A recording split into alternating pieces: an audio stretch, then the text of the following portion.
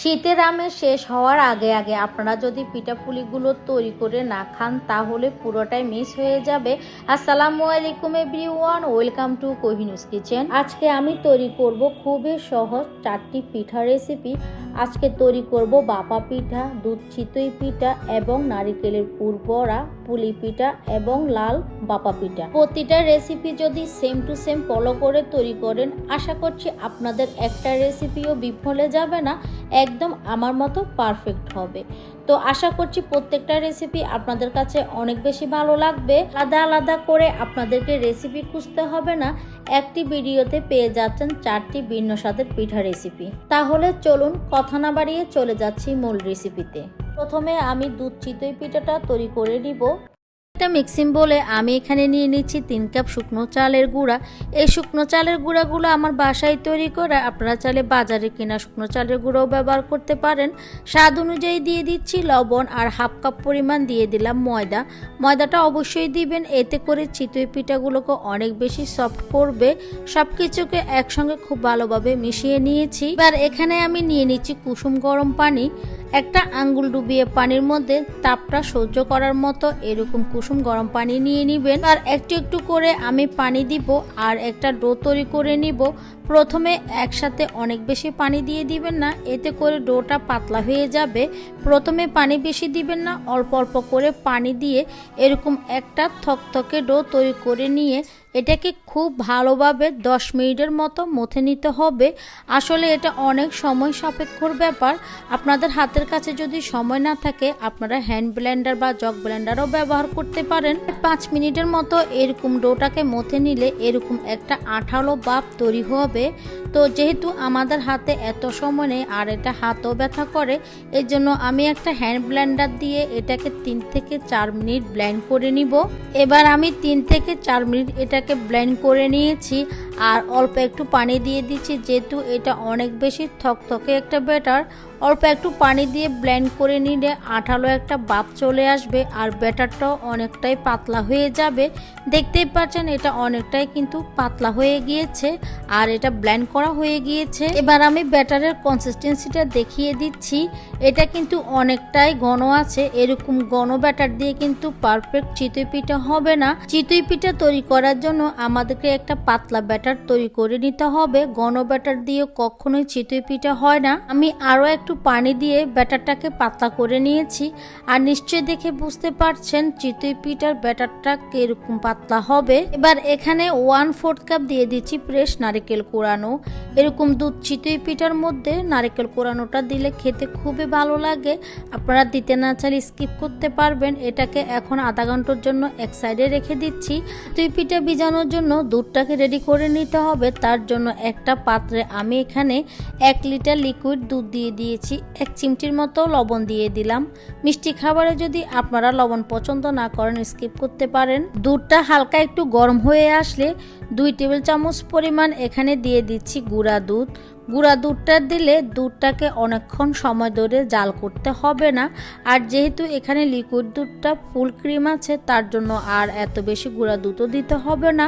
দুধটাকে খুব ভালোভাবে মিশিয়ে নিতে হবে যাতে করে দুধের মধ্যে কোনো ধরনের যেন লাম্পস না থাকে। ফ্লেভারের জন্য দিয়ে দিচ্ছি 3টা এলাচ আর এখানে হাফ কাপ পরিমাণ দিয়ে দিচ্ছি খেজুরের গুড়। গুড়টাকে আমি একদম ছোট ছোট করে কেটে নিয়েছি যাতে করে দুধের সঙ্গে খুব তাড়াতাড়ি মিশে যায়। আপনারা চাইলে খেজুরের গুড়ের পরিমাণটা আরও একটু বাড়িয়ে দিতে পারেন, প্রয়োজনে 1 কাপও দেওয়া যাবে। গুড়টা যখন গলে যাবে তখন দুধের মধ্যে খুব সুন্দর একটা কালার চলে আসবে। দুধটার মধ্যে 2-1টা বলক আসা পর্যন্ত অপেক্ষা করছি। দেখতে পাচ্ছেন দুধের মধ্যে কিন্তু বলক উঠে গিয়েছে। 2-3টা বলক উঠে গেলে দুধটা নামিয়ে নিতে হবে, এর থেকে আর বেশি ঘন করা যাবে না। দুধটা যদি বেশি ঘন হয়ে যায় তাহলে পিঠার মধ্যে ডুবতে চায় না। দুধ চিতই পিঠাটা ভিজানোর জন্য আমাদের দুধটা একদমই রেডি, এর থেকে আর ঘন করা যাবে না। এখন চুলাটা অফ করে দিচ্ছি আর ঢাকনা দিয়ে এটাকে ঢেকে একটা সাইডে রেখে দিচ্ছি। 20 মিনিট পরে ফিরে আসলাম আর এখানে আমি 1 চিমটির মতো দিয়ে দিচ্ছি বেকিং সোডা। আমি কিন্তু বেকিং পাউডার দেইনি, বেকিং সোডা দিয়েছি।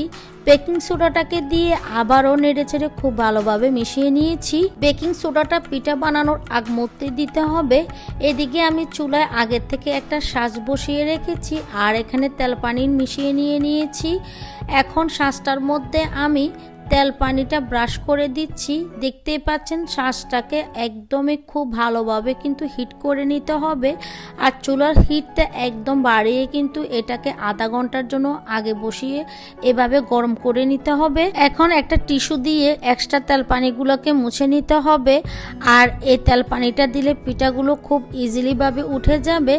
এখন আমি পিঠার ব্যাটারটা দিয়ে দিচ্ছি। চুলার হিটটা কিন্তু কোনোভাবে কমানো যাবে না, একদম বাড়িয়ে কিন্তু এটাকে 3 থেকে 4 মিনিট রাখতে হবে। আমি আবারও বলে দিচ্ছি, পিঠার শাঁসটাকে খুব ভালোভাবে গরম করে নিতে হবে, তা না হলে পিঠাগুলো কিন্তু ফুলবে না। এবার ঢাকনা দিয়ে 3 থেকে 4 মিনিট অপেক্ষা করলে হয়ে যাবে। দেখতে পাচ্ছেন মাশাআল্লাহ প্রথম ব্যাচে কিন্তু অনেক সুন্দরভাবে ফুলেছে। এখন পিঠাগুলোকে আমি উঠিয়ে নিচ্ছি। পিঠাগুলো যেহেতু দুধে ভিজাবো তার জন্য এগুলোকে অনেকক্ষণ রেখে ক্রিস্পি করার কোনোই প্রয়োজন নেই। 2 থেকে 3 মিনিট হয়ে গেলে পিঠাগুলোকে তুলে নিতে হবে। সবগুলো পিঠা আমি উঠিয়ে নিচ্ছি। আর দেখতে পাচ্ছেন পিঠাগুলো কতটা ফুলকো হয়েছে আর অসংখ্য ছিদ্রযুক্ত হয়েছে। পিঠাগুলো যত বেশি ছিদ্রযুক্ত হবে পিঠাগুলো তত বেশি সফট হবে। তো আমি দ্বিতীয় ব্যাচটাও দিয়ে দিয়েছি। দেখতে পাচ্ছেন দ্বিতীয় ব্যাচটাও একদমই সবগুলো পিঠা ফুলেছে। তো এভাবে করে আমি সবগুলো পিঠা তৈরি করে নিব। আমি একটা পিঠা কাছ থেকে দেখিয়ে দিচ্ছি। দেখতে পাচ্ছেন এটা কতটা সফট হয়েছে। তো এরই মাঝে আমার সবগুলো পিঠা তৈরি হয়ে গিয়েছে। আর দেখতে পাচ্ছেন সবগুলো পিঠাই অনেক বেশি ফুলেছে, ছিদ্রযুক্ত হয়েছে। এরকম পিঠাগুলো যদি ছিদ্রযুক্ত হয় ফুলে তাহলে দুধের শিরার মধ্যে খুব ভালোভাবে ঢুকে যাবে। পিঠাগুলো তৈরি করতে করতে দুধের শিরাটা ঠান্ডা হয়ে গিয়েছে, তার জন্য চুলা আবারও বসিয়ে দিয়েছি আর একটা বলক উঠিয়ে নিচ্ছি। পিঠাগুলো ঠান্ডা হলেও চলবে, তবে এই দুধের শিরাটা থাকতে হবে একদমই গরম। দুধের শিরার মধ্যে পিঠাগুলো দেওয়ার পরে এরকম চেপে চেপে দুধের ভিতরে ঢুকিয়ে দিতে হবে। এখন এটাকে ঢাকনা দিয়ে আমি 5 ঘন্টার জন্য এভাবে রেখে দিব। আর যদি ভালো হয় সারা রাত রাখতে পারেন, সারা রাত রেখে দিবেন। দুধের মধ্যে যে আমি পিঠাগুলো দিয়েছিলাম এই ক্লিপটা কিভাবে যেন ডিলিট হয়ে গিয়েছে, তার জন্য আমি অনেক বেশি দুঃখিত। পিঠাগুলো যেহেতু সাইজে ছোট তার জন্য ভিজতে বেশি সময় লাগবে না। আর বড় সাইজের পিঠা বানালে 7 থেকে 8 ঘন্টা দুধের মধ্যে ভিজিয়ে রাখবেন। আমি 5 ঘন্টা পরে ঢাকনাটা উঠিয়ে নিচ্ছি। দেখতে পাচ্ছেন সবগুলো পিঠা দুধ খেয়ে একদমই টইটুম্বুর হয়ে গিয়েছে। পিঠাগুলো দুধের মধ্যে যতক্ষণ রাখবেন বা দুধের শিরাটা খুব ভালোভাবে টেনে নিলে পিঠাগুলো এরকম ফুলে দ্বিগুণ হয়ে যাবে আর অনেক বেশি সফট হবে, খেতে খুবই ভালো লাগবে। নিশ্চয়ই দেখে বুঝতে পারছেন পিঠাগুলো কতটা ফুলেছে আর কতটা সফট হয়েছে।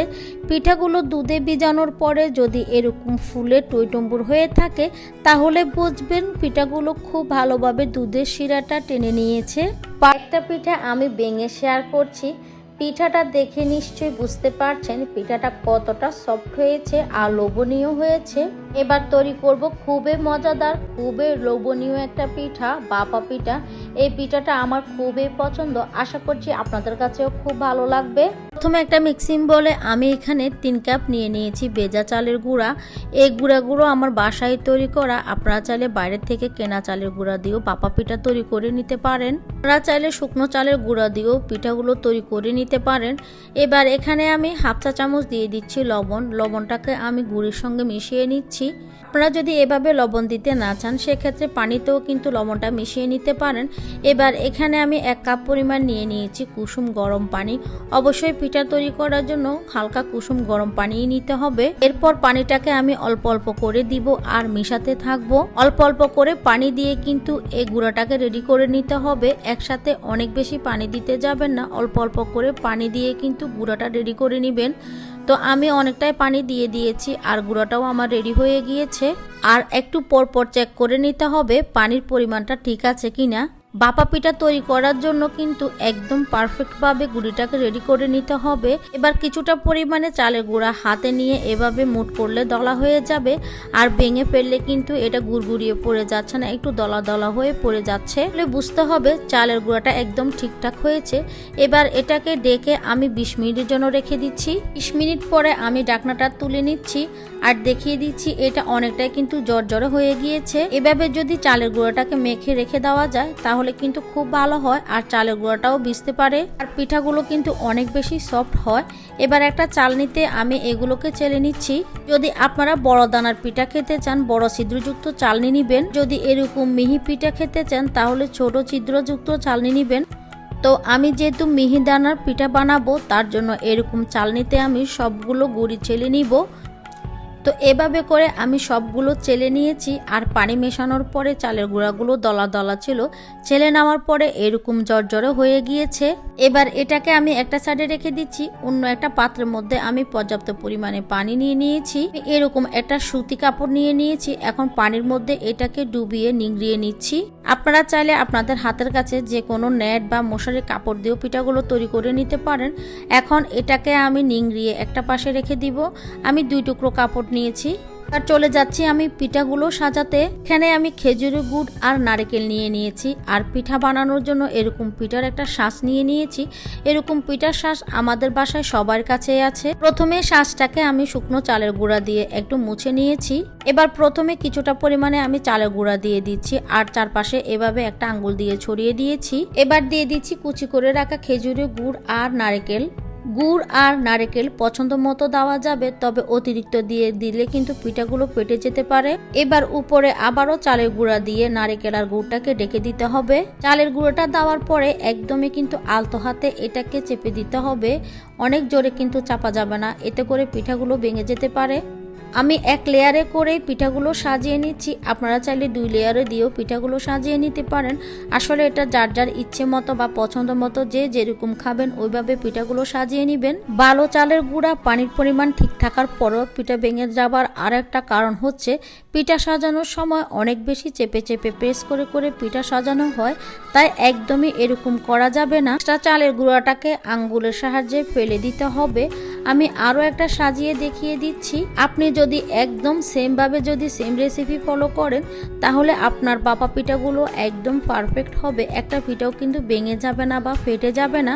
তো এরই পাকে আমি আরও একটা বাটি সাজিয়ে নিয়েছি, দেখতেই পাচ্ছেন। এবার আগে থেকে যে আমি সুতি কাপড়টা ভিজিয়ে নিংড়িয়ে রেখেছিলাম ওইটা দিয়ে বাটিটাকে খুব ভালোভাবে ঢেকে দিতে হবে। এবার পিঠাগুলো আমরা বাপে দিতে চলে যাব। হাঁড়িতে আমি পরিমাণ মতো পানি দিয়ে দিয়েছি, পানিটা খুব ভালোভাবে বলক উঠে গিয়েছে। এখন আমি পিঠাগুলো দিয়ে দিচ্ছি, আর এরকম হাঁড়িগুলো এখন বাজারে কিনতে পাওয়া যায় বাপা পিঠা তৈরি করার জন্য। আপনাদের হাতের কাছে যদি এরকম বাপা পিঠার পাত্র না থাকে সেক্ষেত্রে একটা পাতিলের মধ্যে যে কোনো একটা স্টিলের ছাঁকনি বসিয়েও কিন্তু বাপা পিঠাগুলো বাপে দিতে পারবেন। তো আমি একটা পিঠা বসিয়ে দিয়েছি, এখন ঢাকনা দিয়ে ঢেকে দিচ্ছি 2 মিনিটের জন্য। এই পিঠাগুলো সাইজে যেহেতু অনেক ছোট তার জন্য এগুলো বাপে দিতে কিন্তু বেশি সময় লাগবে না, 1.5 থেকে 2 মিনিটের মধ্যে কিন্তু এটা বাপ দেওয়া হয়ে যাবে। আর এরকম বাপা পিঠার পাত্রে যদি বাপা পিঠা তৈরি করেন এতে করে আপনি 2-3 মিনিটের মধ্যে 3 থেকে 4টা বাপা পিঠা তৈরি করে নিতে পারবেন। তো পিঠাটা আমার হয়ে গিয়েছে, এখন একটা আমি চাকনির সাহায্যে উঠিয়ে নিচ্ছি, যেহেতু অনেক পরিমাণে বাপ থাকে, বাপ উঠে হাতের মধ্যে লেগে যেতে পারে। তো আমি এরই মাঝে পিঠাটা তুলে নিয়েছি, আরও একটা পিঠা বসিয়ে দিয়েছি। চালের গুঁড়োটা ঠিকঠাক মতো হলে প্রতি মিনিটে কিন্তু আপনি অনেকগুলো বাপা পিঠা তৈরি করে নিতে পারবেন। এভাবে করে আমি সবগুলো বাপা পিঠা তৈরি করে নিব। এই বাপা পিঠার পাতিলে বাপা পিঠাগুলো তৈরি করতে অনেক বেশি মজা লাগে। দেওয়ার সাথে সাথে 1.5-2 মিনিটের মধ্যে অনেকগুলো বাপা পিঠা তৈরি করে নেওয়া যায়। পাতিল থেকে বাপা পিঠাটা নামানোর পরে কাপড় থেকে কিন্তু সঙ্গে সঙ্গে পিঠাটা উঠিয়ে নিতে হবে, তা না হলে কাপড়ের মধ্যে পিঠাটা আটকে যেতে পারে। অল্প সময়ের মধ্যে আমি অনেকগুলো পিঠা তৈরি করে নিয়েছি, আর পিঠাগুলো দেখতেই পাচ্ছেন একদম পারফেক্ট হয়েছে। ভেজা চালের গুঁড়া দিয়ে পিঠাগুলো তৈরি করার কারণে এই পিঠাগুলো সারাদিন থাকবে একদমই সফট। পাপা পিঠার মজা পেতে হলে পিঠাগুলো গরম গরম খেতে হবে, আর যদি এগুলি ঠান্ডা হয়ে যায় সেম ভাবে আবারও বাপিয়ে নিবেন, একদমই সফট হয়ে যাবে। পারফেক্ট ভাবে বাপা পিঠা তৈরি করার জন্য আমি A to Z সকল রকম টিপস শেয়ার করেছি। আশা করছি আজকের পর থেকে আপনাদের বাপা পিঠা তৈরি করতে একদমই অসুবিধা হবে না। এবার তৈরি করব আমি বাপা পুলি পিঠা। এই পিঠাটা খেতে অনেক বেশি টেস্টি হয়ে থাকে। আর এই পিঠাটা ঠান্ডা হয়ে যাবার পরে একদমই সফট থাকবে, শক্ত হবে না। আশা করছি আপনাদের কাছে ভালো লাগবে। তাহলে রেসিপি দেখে আসি। প্রথমে একটা প্যানে আমি এখানে নিয়ে নিচ্ছি 1 কাপ পরিমাণ ফ্রেশ নারকেল কোরানো, হাফ কাপ দিয়ে দিচ্ছি খেজুরের গুড়টাকে আমি ছোট করে গ্রেট করে নিয়েছি। ফ্লেভারের জন্য দিয়ে দিচ্ছি 2টা এলাচের মুখগুলো আমি ফেটে দিয়েছিলাম। এবার নেড়ে ছেড়ে গুঁড়া নারকেলটাকে ভেজে নিতে হবে। চুলার হিটটাকে লো মিডিয়ামের মাঝামাঝি রেখে কিছুক্ষণ জাল করার পরে দেখবেন গুড়টা গলতে শুরু করেছে আর কালারটাও কিন্তু চেঞ্জ হতে শুরু করেছে। এক সময় দেখবেন গুড়টা একদম গলে গিয়েছে। কিছুক্ষণ জাল করার পরে দেখবেন নারকেলের যে পানিটা ছিল ওইটাও শুকিয়ে গিয়েছে। আর এরই মাঝে আমি যে এলাচগুলো দিয়েছিলাম ওইটা উঠিয়ে নিয়েছি। নারকেলটা আঠালো হয়ে গিয়েছে, এখন নামিয়ে নিচ্ছি। এবারে পিঠা তৈরি করব। ফার্স্টে আমি একটা প্যানে এখানে 2 কাপ দিয়ে দিচ্ছি পানি, এরপর হাফ চা চামচ দিয়ে দিচ্ছি লবণ। পানির সঙ্গে লবণটাকে মিশিয়ে নিতে হবে আর পানির মধ্যে বলক আসা পর্যন্ত অপেক্ষা করতে হবে। পানির মধ্যে যখন বলক উঠে যাবে তখন দিয়ে দিতে হবে চালের গুঁড়া। আমি এখানে শুকনো চালের গুঁড়া নিয়ে নিয়েছি 2 কাপ। আর এই চালের গুঁড়াগুলো আমার বাসায় তৈরি করা। আপনারা চাইলে বাইরের কেনা চালের গুঁড়া দিয়েও পিঠাগুলো তৈরি করে নিতে পারেন। আর ভেজা চালের গুঁড়া দিয়ে যদি ডোটা তৈরি করেন সেক্ষেত্রে 1.5 কাপ পানির মধ্যে 1.5 কাপ চালের গুঁড়াই দিতে হবে। আমি যেহেতু শুকনো চালের গুঁড়া দিয়ে তৈরি করছি সেজন্য 2 কাপ পানি আর 2 কাপ চালের গুঁড়া লাগবে। এবার নেড়ে চেড়ে খুব ভালোভাবে একটা ডো তৈরি করে নিতে হবে। ডোটা তৈরি করা হয়ে গেলে চুলাটা অফ করে আমি ঢাকনা দিয়ে এটাকে 5 মিনিটের জন্য রেখে দিয়েছি। এবার ঢাকনাটা সরিয়ে আমি আবারও নেড়ে চেড়ে দিচ্ছি। দেখতে পাচ্ছেন আমার ডোটা তৈরি হয়ে গিয়েছে। কিছু ডো আমি হাতে নিয়ে দেখিয়ে দিচ্ছি। দেখতে পাচ্ছেন ডোটা যখন হাতের মধ্যে একটুও লাগবে না তখন বুঝতে হবে ডোটা একদমই পারফেক্টভাবে রেডি হয়ে গিয়েছে। এবার ডোটাকে ছড়ানো একটা পাত্রের মধ্যে ঢেলে হালকা একটু ঠান্ডা করে নিয়েছি। তাপটা হাতে সহ্য করার মতো হলে ডোটাকে মথে খুব ভালোভাবে একটা ডো তৈরি করে নিতে হবে। ডোটাকে খুব ভালোভাবে মথে আমি সফট একটা ডো তৈরি করে নিয়েছি। এখন 2 ভাগে ভাগ করে নিচ্ছি। আর ডোটাকে কিন্তু একটু সফট করে তৈরি করে নেবেন, এতে করে পিঠাগুলো একদমই পারফেক্ট হবে। তো একটা ডো আমি আলাদা করে নিয়ে নিয়েছি। এবার বোর্ডের মধ্যে নিয়ে উপরে কিছুটা পরিমাণে গুঁড়ি ছিটিয়ে বড় করে একটা রুটি বেলে নিতে হবে। তো আমি কিছুটা পরিমাণে গুঁড়ি ছিটিয়ে দিয়ে এখন একটা রুটি বেলে নিচ্ছি। রুটিটাকে এমনভাবে বেলে নিতে হবে বেশি মোটা বা বেশি পাতলা হবে না। তো রুটিটা আমার বেলা হয়ে গিয়েছে। এখন আমি রুটির পুরুত্বটা দেখিয়ে দিচ্ছি। ঠিক এরকম মোটা করে রুটিটাকে বেলে নিতে হবে। এবার এই বড় রুটিটাকে কেটে আমি ছোট ছোট করে রুটি কেটে নিব। আর আমি একটা বয়ামের ঢাকনা ব্যবহার করছি। আপনাদের কাছে কুকি কাটা বা যে কোনো বয়ামের ঢাকনা দিয়েও কিন্তু আপনারা এই রুটিটাকে কেটে নিতে পারেন। আর পিঠার সাইজগুলো আপনারা আপনাদের পছন্দ মতো করে নেবেন। তো আমি 4টা রুটি কেটে নিয়েছি। আর বাকি যে ডোগুলো থাকবে ওইগুলোতে পরবর্তীতে আবারও রুটি বেলে আমি সেমভাবে রুটি তৈরি করে নিব। এবার এই ছোট রুটি থেকে একটা রুটি হাতে নিয়ে এভাবে প্রেস করে করে একটা বাটির মতো শেপ দিয়ে নিচ্ছি।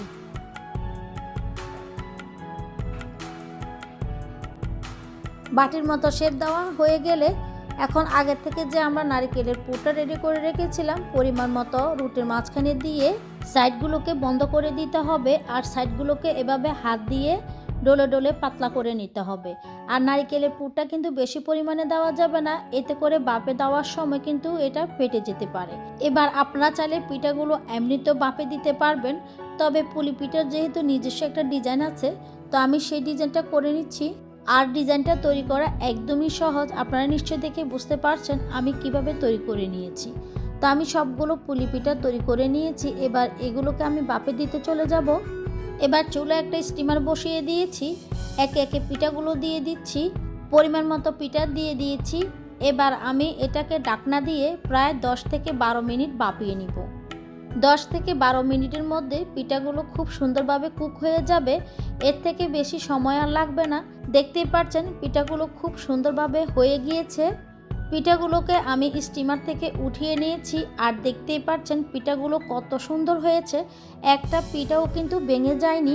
আমার মনে হয় শীতের এই সন্ধ্যা বা সকালে দোয়া ওঠা যদি এরকম বাপা পুলি খাওয়া যায় তাহলে আর কিছুই লাগবে না। ভিডিও করতে করতে আবার এই পিঠা ঠান্ডা হয়ে গিয়েছে। দেখতেই পাচ্ছেন ঠান্ডা হয়ে যাবার পরেও পিঠাগুলো কতটা সফট এবং নরম তুলতুলে আছে। রেসিপিটা আপনাদের কাছে কেমন লেগেছে আমাকে অবশ্যই কমেন্ট বক্সে কমেন্ট করে জানাবেন। এবার তৈরি করব আমি লাল ভাপা পিঠা। সাদা ভাপা পিঠা তো অনেক খেয়েছেন, এরকম খেজুরের গুড় দিয়ে লাল ভাপা পিঠা কি কখনো খেয়েছেন? না খেলে অবশ্যই একবার হলেও ট্রাই করবেন, আশা করছি আপনাদের কাছে ভালো লাগবে। প্রথমে একটা মিক্সিং বলে আমি এখানে নিয়ে নিচ্ছি 2 কাপ শুকনো চালের গুঁড়া। এই চালের গুঁড়াগুলো আমার বাসায় তৈরি করা, আপনারা চাইলে বাইরের কেনা চালের গুঁড়া দিয়েও পিঠাগুলো তৈরি করে নিতে পারবেন। 1 কাপ দিয়ে দিচ্ছি সিদ্ধ চালের গুঁড়া। আতপ চালের গুঁড়ার সঙ্গে যদি 1 কাপ সিদ্ধ চালের গুঁড়া দেওয়া যায় তাহলে ভাপা পিঠাগুলো অনেক বেশি সফট হবে। হাফ চা চামচ দিয়ে দিলাম লবণ। এবার সবকিছু একসঙ্গে খুব ভালোভাবে মিশিয়ে নিতে হবে। লবণটা মেশানো হয়ে গিয়েছে, এবার আমাদের লাগবে হচ্ছে খেজুরের গুড়। আমি এখানে 1 কাপ গুড়ের সঙ্গে আধা কাপ পানি দিয়ে গুড়টাকে চুলার মধ্যে জাল করে গলিয়ে নিয়েছি। আর এই অবস্থায় লিকুইড গুড়টা কিন্তু কুসুম গরম আছে।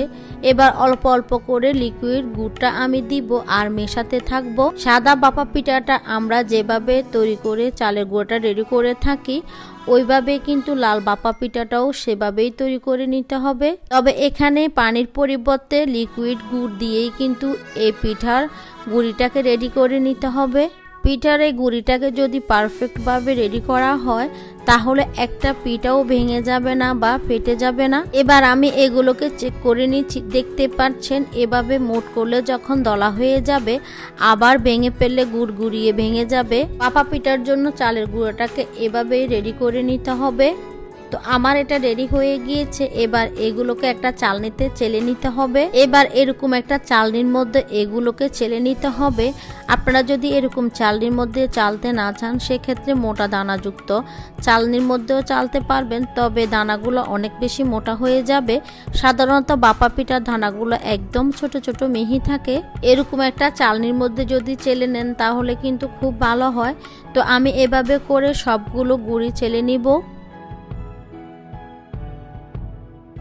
তো সবগুলো আমার চালা হয়ে গিয়েছে। সবগুলো চালা হয়ে যাওয়ার পরে দেখতেই পাচ্ছেন এগুলো অনেকটা জুড়ে হয়েছে। এবার ভাপা পিঠাগুলোকে আমরা তৈরি করে নিব। এবার এটাকে অন্য পাশে সরিয়ে নিয়ে আমি একটা পাত্রের মধ্যে কিছুটা পরিমাণে পানি নিয়ে নিয়েছি। এবার একটা সুতি কাপড় আমি পানির মধ্যে ডুবিয়ে এটাকে একটু নিংড়িয়ে নিচ্ছি। আপনাদের হাতের কাছে যদি এরকম সুতি কাপড় না থাকে সেক্ষেত্রে যে কোনো জালি বা মশারির কাপড় দিয়েও পিঠাগুলো তৈরি করে নেওয়া যাবে। এবার ভাপা পিঠাগুলোকে আমি সাজিয়ে নিব। তার জন্য এরকম আমি কাপ কেকের মোল্ড নিয়ে নিয়েছি। আপনাদের হাতের কাছে যদি এরকম কেকের মোল্ড না থাকে সেক্ষেত্রে যে কোনো ছোট বাটি বা যে কোনো ভাপা পিঠা তৈরি করার অনেক পাত্রই পাওয়া যায়, সেগুলোর মধ্যেও রেডি করে নিতে পারেন। প্রথমে বাটির মধ্যে আমি লাল ভাপা পিঠার জন্য কিছুটা মিশ্রণ দিয়ে দিয়েছি আর মাঝখানে নারকেল কোড়ানো দিয়ে দিয়েছি। আবারও উপরে আমি লাল মিশ্রণটা দিয়ে দিচ্ছি। আর আপনারা যদি নারকেলটা এভাবে মাঝখানে দিতে না চান সেক্ষেত্রে কিন্তু এই গুঁড়ার সাথেও নারকেলটাকে মিক্স করে নিতে পারেন।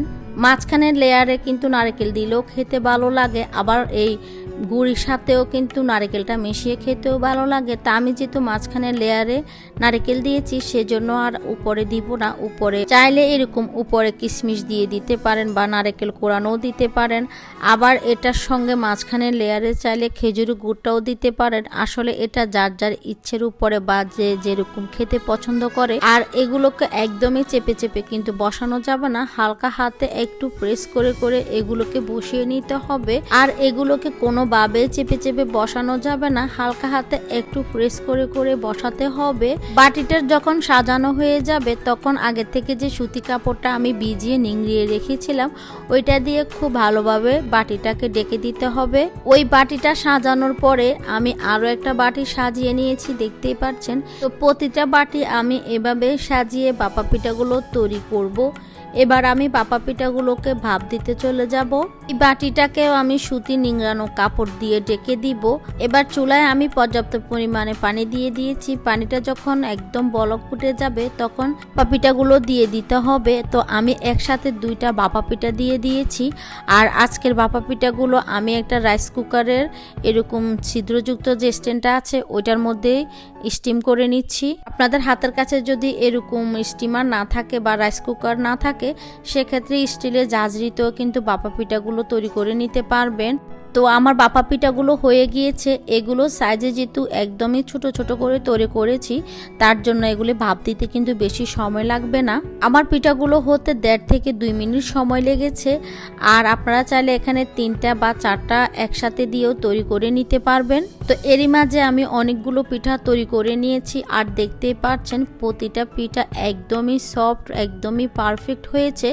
আর এই লাল পাপা পিঠাগুলো খেতে কিন্তু অসম্ভব মজা। এই পিঠাগুলো তৈরি করতে কিন্তু বেশি সময় লাগে না, 1.5 থেকে 2 মিনিটের মধ্যেই কিন্তু তৈরি হয়ে যায়। আর তো আশা করছি আজকের প্রত্যেকটা রেসিপি আপনাদের কাছে অনেক বেশি ভালো লেগেছে। আলাদা আলাদা করে 4টি পিঠার রেসিপি আমি শেয়ার করেছি।